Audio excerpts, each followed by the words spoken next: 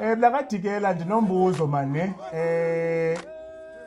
Andithi mos eyona nto ndicinga mhlawumbi utata uMoko le tumente eyona nto mhlawumbi wayeyijongile mhlawumbi kukukhulisa umntana wasephondweni.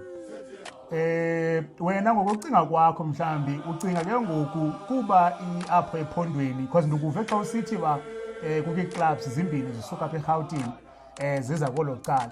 Ubucinga mhlawumbi apho ephondweni ngaba mhlawumbi sesiphuhlise enough sezikhona izinto esezikhulile zaphuma out of iMoko tournament kwindawo yoba sibize iitimu ezisuka kwamaJoburg apho zine-unions ezinkulu ezininzi because umzekelo apho ndiyacinga sime ngebhoda andiyazi i-Kings kuyahamba kwathini but sime ngebhoda umzekelo eJoburg zikhona unazo ii-Lions unazo ii-Blue Bulls unazo nezinye eziye mhlawumbi ziye zifeaturishe mhlawumbi nokwama-Currie Cup but apho singathi sime ngebhoda so ucinga abantu bali sesiredi uba singahosta ii-clubs ezisuka kwiindawo ezine-unions ezinkulu.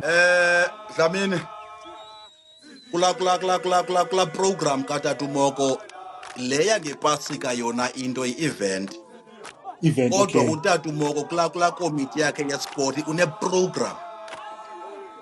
uneprogram utata uMoko eqhubayo. Okokuqala xa sithetha ngezikolo izikolo ziyadlaliswa pha uyaziprovida ngayo yonke into. Xa ubuya une-tournament ezidlalwayo phaa zooma-under 13 nooma-under 15 boys and girls eziqhubayo. Unomntu that is dedicated for laa nto. Kukho amadoda phaa ooCanelo Njozela kooSantos ngamadoda abhizi neza-junior structures. Xa kuzawudlalwa ngepasika kuqalwa before la weekend ye-Easter eza juniors phaa ziyatyakatyana. Okay. Ziyatyakatyana ii-juniors phaa all the ages sebenzisa la mabala. Isizathu saloo nto into yoba asifuni abantwana bangayifumani ixesha elaneleyo labo lokudlala kuba once kuthiwe yilaa main tournament amabala asetyenziswa ngabantu ke ngoku ezi local clubs.